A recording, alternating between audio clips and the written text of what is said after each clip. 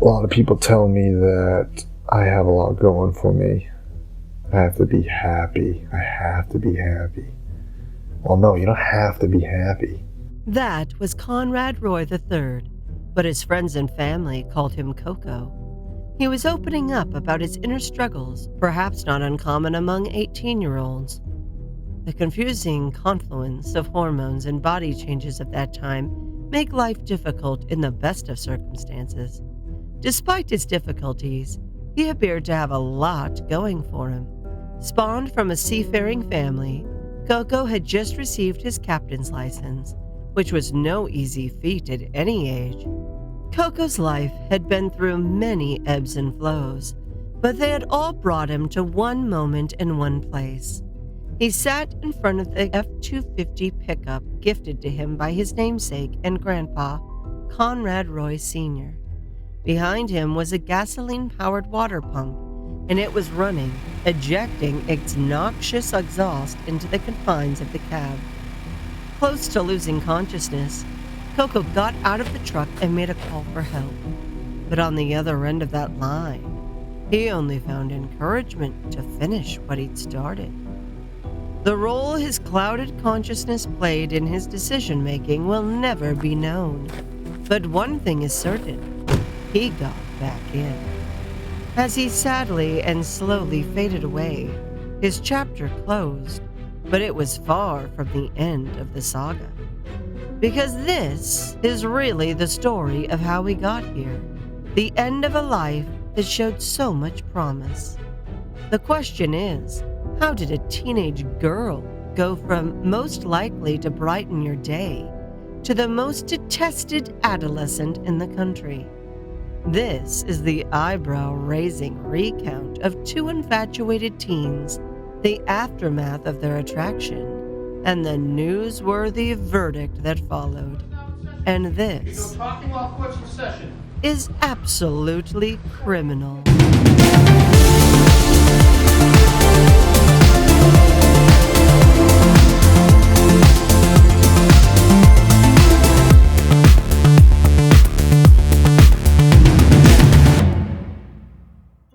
Conrad Roy III was born on September 12, 1995, to parents Conrad Roy Jr. and his wife Lynn. He grew up in Manappoisett, Massachusetts, a small coastal town of about 6,500 residents. His family owned a prominent marine salvage business in the area, and he often worked on the boat with his father and grandfather. He felt more at peace on the sea, as an imperfect storm raged inside him throughout his adolescent years. Social anxiety was his constant companion, and depression was ever present. If only he could have seen himself the way others did, all of this would have been avoided. But treating mental health maladies is not that simple, and Coco was no exception. He tried many different treatments in his teen years, and he also attempted to take his own life at least once. He overdosed on acetaminophen, the over-the-counter pain remedy. But because he discussed what he was doing in a group chat, one alert participant called the police. Next time, however, there would be no one to deliver him from his ultimate destination. Just 1 month before that dreaded day, Conrad recorded himself talking about his own battles with mental health issues. You just have to accept yourself as an individual. The hardest thing for me is to be comfortable in my own skin. I mean, it's going to be difficult to accomplish. But I need to, for personal growth, accomplish this sense of self-pride in myself. I have a lot going. I do have a lot going for me. Like, I'm a fucking captain. I just got a job from the Boston Duck Tours to captain their boat. Like, that's a huge accomplishment. To be a captain. As we told you earlier, there's another character in this chronicle, and her name is Michelle Carter. Michelle lived in Plainville, a Massachusetts town just under 50 miles down Interstate 495 from Mattapoisett. Home to just under 10,000 residents, Plainville's most identifiable denizen used to be Jeff Kinney, author of the Diary of a Wimpy Kid series, until July 13, 2014, when the local author's fame was supplanted by a different kid's diary. Not one written anonymously, but communicated to her peers over the internet. Michelle Carter was born on August 11, 1996, to David and Gail Carter. Like Conrad Roy, Michelle suffered from low self-esteem and depression. She developed an eating disorder at around the age of 8 and had been on antidepressants for the last 3 years. She was also socially awkward and preferred to live in a reality she created within her own mind. She was especially obsessed with the lead actress in the teen opera Glee, and many events in Michelle's life would eerily echo those of the show and its actors. But compared with her Hollywood heroes, the girl from Plainville was a plain Jane who wanted more than anything just to be noticed. Michelle had established a pattern in her relationship with most peers. They would make excuses for her, many incessant invitations via text and telephone. We all know that one person who lacks the sense most people get when a conversation has run its natural course, and that could be said to describe her. So when Michelle met Coco years later, it seemed that two misfits had found acceptance in one another. In 2012, their families happened to be on vacation at the same time in Florida. After an initial bike ride together, they would only see each other in person a handful of times.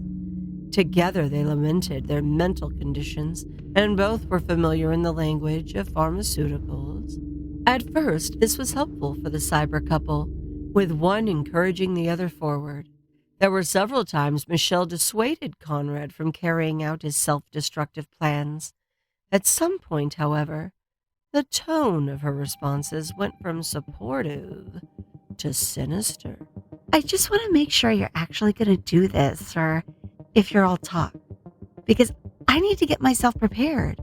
I tried the best I could, and I could never talk you out of it. I don't want you to live this way. No one's going to be guilty about it. We all did the best we could. Well, I know I did.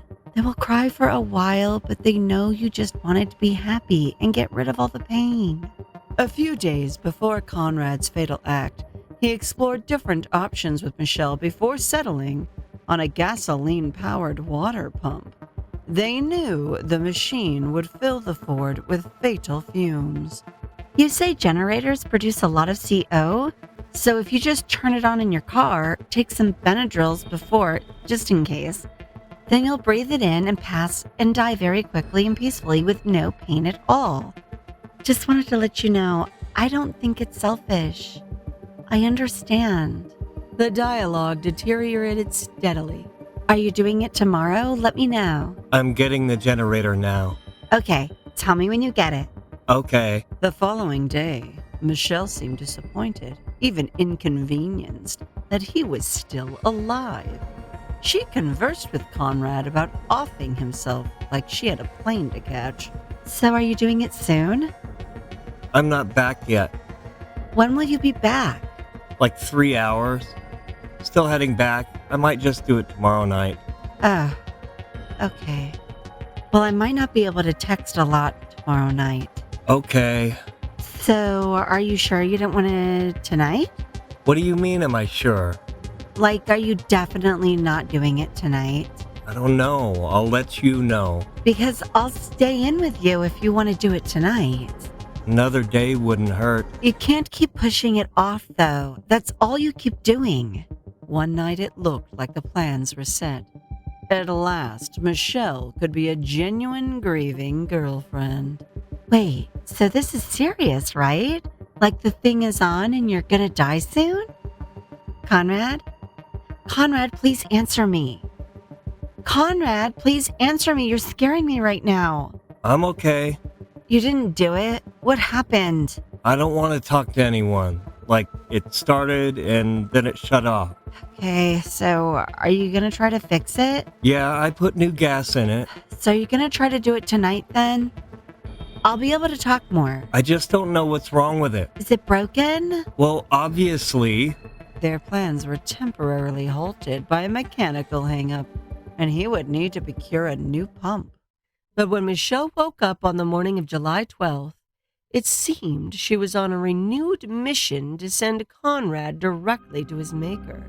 Her first text was broadcast just after 4 a.m. Conrad! Hey, sorry, I fell asleep. It's okay. Why haven't you done it yet, though? I'm too messed up to. You can't think about it. You just have to do it. You said you were gonna do it. Like, I don't get why you aren't. She tried unsuccessfully to encourage him, as long as he was up, to sneak out of the house and get it over with. It's probably the best time now because everyone's sleeping. Just go somewhere in your truck, and no one's really out right now because it's an awkward time. If you don't do it now, you're never gonna do it. And you can say you'll do it tomorrow, but you probably won't. 5 hours later, it was just after 9 a.m., and Michelle texted her boyfriend to say she wanted to take him out to breakfast. Just kidding. She wanted to know what the hell was taking him so long. What was the holdup already? Are you gonna do it today? Yes. Like in the daytime? Should I? Yeah, it's less suspicious. You won't think about it as much, and you'll get it over with instead of waiting until the night. Incredibly, even after the haranguing he had taken over the past couple days, Conrad thanked Michelle for her friendship. Thank you. For what? Still being here. I would never leave you. You're the love of my life, my boyfriend. You're my heart. I'd never leave you. Aw, I love you. I love you too. Literally 6 minutes later, the monorail-minded Michelle was right back at it. When will you be back from your walk? Like 5 minutes. Okay, so are you gonna do it? Guess. Well, I want you to be ready and sure. I don't know. I'm freaking out again. I'm overthinking. I thought you wanted to do this. The time is right and you're ready. You just need to do it. You can't keep living this way. You just need to do it like you did last time and not think about it and just do it, babe. You can't keep doing this every day. I do want to, but I'm like freaking out for my family, I guess. Conrad, I told you I'll take care of them, everyone. Take care of them to make sure they won't be alone and people will help them get through it. He talked about this. They will be okay and accept it. People who do it don't think this much and they just do it. After exchanging more thoughts and I love yous, and while at the beach with his family, Conrad expressed his pain to Michelle. He was met with a familiar refrain. I'm in the worst pain right now. Like, it's unbearable. I think it's time to do it now then.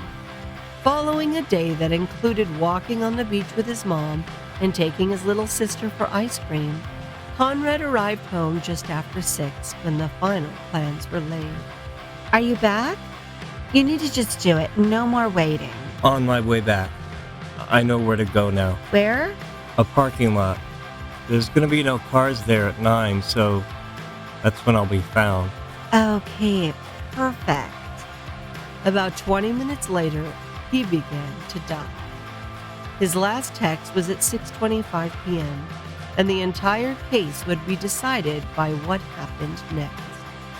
But before we get ahead of ourselves, what do you think? Should Michelle Carter have been charged in the death of Conrad Roy III? Please let us know below. And if you've enjoyed the show, please hit thumbs up, subscribe, and ring the bell so you're notified of our next episode. Now back to our story. In its initial stages, the investigation into Coco's death appeared to be a foregone conclusion. Clearly, his case was one with a complicated history, and he had tried to end it all before. But when police took the routine step of examining the phone found on the young man's body, the mobile device provided crucial details he could not. Meanwhile, for months after his death, Carter cozied up to Coco's family, even attempting, in her own way, to comfort them at the funeral. She developed a particularly text-worthy relationship with Conrad's mother, Lynn, It was easier for Michelle to express herself with texting, and arguably easier for her to lie. Her binary breadcrumbs would later be key evidence against her in court. But the true crux of this case didn't appear in the copious text communications between the teens. The state had to convince the judge to do something they had vehemently argued against. They wanted him to take Michelle at her word. From passing off lines from Glee as her own to lying to police about the couple's last phone call, you just couldn't trust a word from her lips. To prove her guilt required believing Michelle when she sent this text to her friend about 2 weeks after the death of her boyfriend. Sam, his death is my fault. Honestly, I could have stopped him. I was on the phone with him, and he got out of the car because it was working. And he got scared, and I fucking told him to get back in, Sam, because I knew he would do it all over again the next day. And I couldn't have him live that way, the way he was living anymore. I couldn't do it. I wouldn't let him. And because the phone call was not recorded, only Michelle knows whether or not she directed the teenager back to his tomb. Just like in real life, she told many truths and even more lies via text messages. Although the defense would argue this seemed awfully arbitrary, it was the prosecution's official position. But how would the case be prosecuted? Massachusetts didn't even have a law against assisted suicide. Assistant District Attorney Katie Rayburn decided she could convict Carter on a charge of involuntary manslaughter, and a grand jury returned an indictment on February 5th, 2015. Michelle's defense team, led by attorney Joseph Cataldo, advised her to waive the right to a jury trial, likely knowing the emotional effect the text communications would have on a jury. It would be up to a Bristol County Juvenile Court Judge, Lawrence Moniz, to decide Michelle's fate. Although the law did not require it, he gave a thorough explanation along with his verdict. This court first finds that the Commonwealth has proven beyond a reasonable doubt that the actions taken by Ms. Carter constituted wanton and reckless conduct by her in serious disregard of the well-being of Mr. Roy. It is apparent to this court in reviewing the evidence that Mr. Roy was struggling with his issues. He secured the generator. He secured the water pump. He researched how to fix the generator. However, he breaks that chain of self-causation by exiting the vehicle. When Ms. Carter realizes that Mr. Roy has exited the truck, she instructs him to get back into the truck, which she has reason to know is or is becoming a toxic environment inconsistent with human life. She indicates that she can hear him coughing, and she can hear the loud noise of the motor. Consequently, this court has found that the Commonwealth has proven beyond a reasonable doubt that Ms. Carter's actions and also her failure to act constituted each and all wanton and reckless conduct. And this court further finds that the Commonwealth has proven beyond a reasonable doubt that said conduct caused the death of Mr. Roy. Ms. Carter, please stand. This court, having reviewed the evidence and applied the law thereto, now finds you guilty on the indictment charging you with the involuntary manslaughter of the person Conrad Roy III. In February of 2019, she began serving a 15-month sentence at the Bristol County House of Corrections. With credit for good behavior, she was released after serving 11 months. Conrad's mother, Lynn, and her new husband, Roland St. Dennis, helped to craft a bill which, if passed, would be called Conrad's Law. It would send someone to prison for up to 5 years if they intentionally coerce or encourage another person to take their own life. It has yet to be voted on, But Lynn hopes that the new series about the case on Hulu will draw more attention to the legislation. As for Michelle Carter, she served her time, but has she weathered the scathing storm of public opinion? Likely not yet, but as stories like Coco's remind us, it's never too late for redemption, right up until we take our final breath. If I ever let the